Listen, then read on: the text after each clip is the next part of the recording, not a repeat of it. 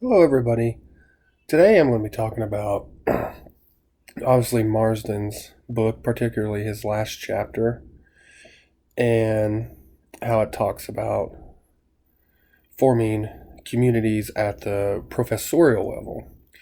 That's a great idea. He argues that Christian professors or even uh, just professors who express any type of faith need to form committees within their departments or interdepartmental committees and subcommittees to sort of propagate the faith or Christian beliefs throughout campus.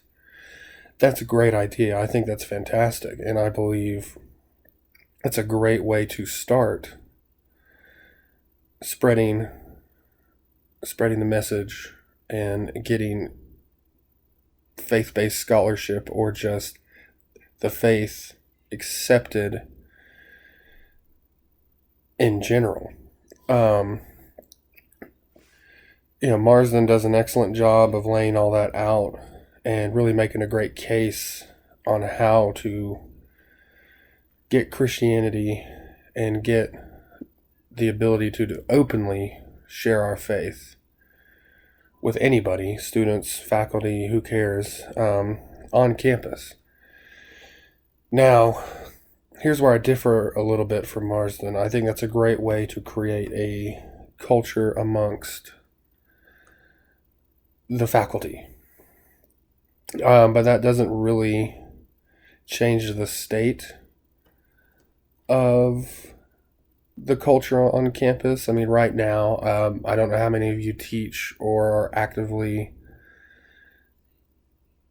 participating in campus activities, but the vast majority is on a national level of campuses are very secular, and to bring politics into it, they're very left to far left. There's not really any nice nougaty gooey center when it comes to that stuff.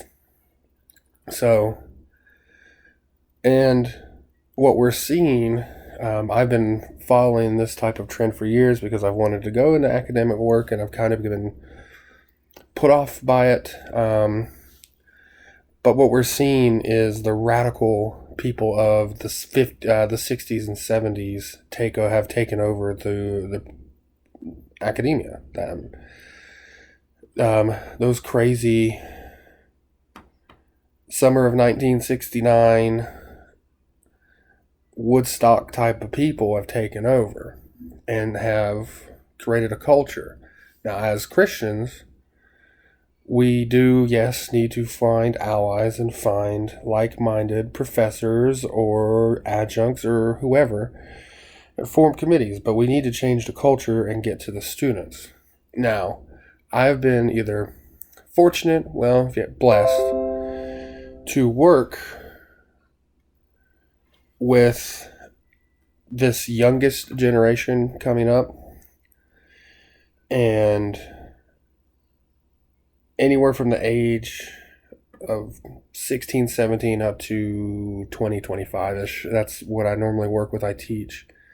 And these students are some of the most spiritually ravenous people I've met. And it's not just a couple of them. It's a majority. And each subsequent year that I teach, going into new terms, I have classrooms that are full of FCA participants. They're full of FFA participants. Not that those two are related, but they do go hand in hand.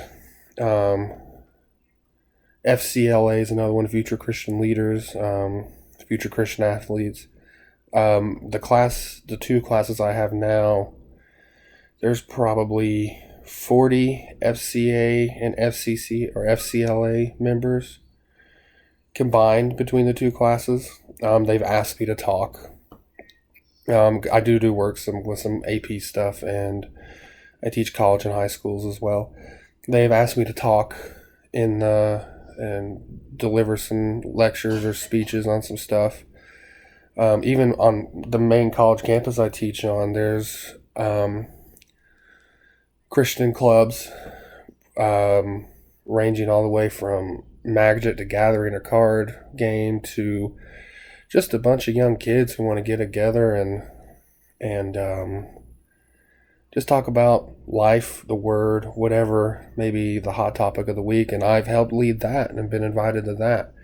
It is remarkable what this generation, I'm unfortunately tied in with the millennials, and my generation is one of the most secular there's been since those who went through the sex revolution of the 60s and 70s.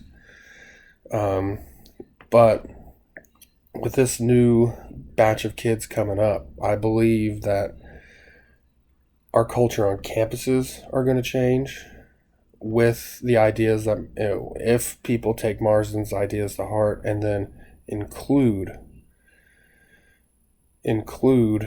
the children, the kids, the students. And I think our culture as a society is going to rapidly change because of these kids once they start getting out into the world. And in fact, one of my articles that I found is about a young girl. Oh, I lost it.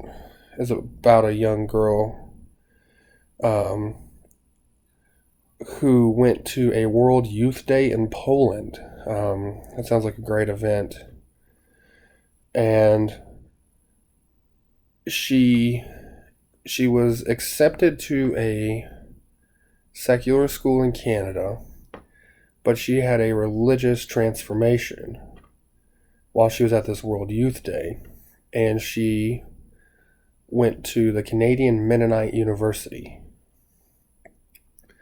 And she was talking about her experience at this World Youth Day, and by the end of it, she was leading thousands of people her age in prayer on a daily basis.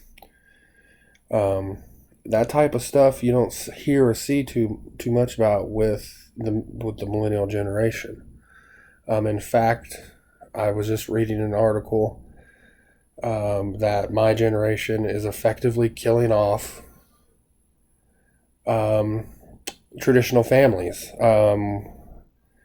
More and more of us are waiting until our 40s because we're so career-minded or party-focused to start families. But this is quite the opposite with the generation that's behind me. I'm not sure what their name is. We'll hear about it here soon, I imagine. But I think there's some hope, and the future is bright for Christianity and it finding a secure and welcoming home on campus.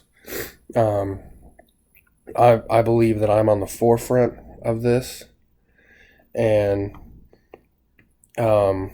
there's gonna be a slight cultural revolution led by kids who are on fire for Christianity and for the Word and for Jesus, and we as professors need to get on board with it. If you're on campus now teaching, or if you land yourself a tenure track position or an adjunct position, I strongly urge you to heed Marsden's words and seek out like-minded individuals, and more importantly, embrace the kids who are already meeting. Look for opportunities to lead these kids, or to be led yourself by these kids, and let them teach you how to do it. Let them teach you how to be a prayer warrior or whatever, I'm a firm believer that we're all given spiritual gifts. Some people's aren't meant to lead and lecture and maybe teach things about the faith. I have been given that gift. It's just I've got the gift of gab, and I like to talk about my Lord and Savior.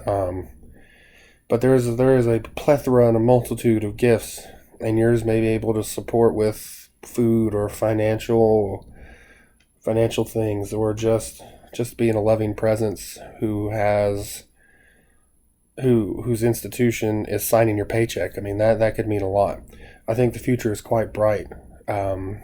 And Marsden's really onto something in that last chapter of his book. Thanks for listening to me this week, and we're done. We're done, guys. Have a good Christmas.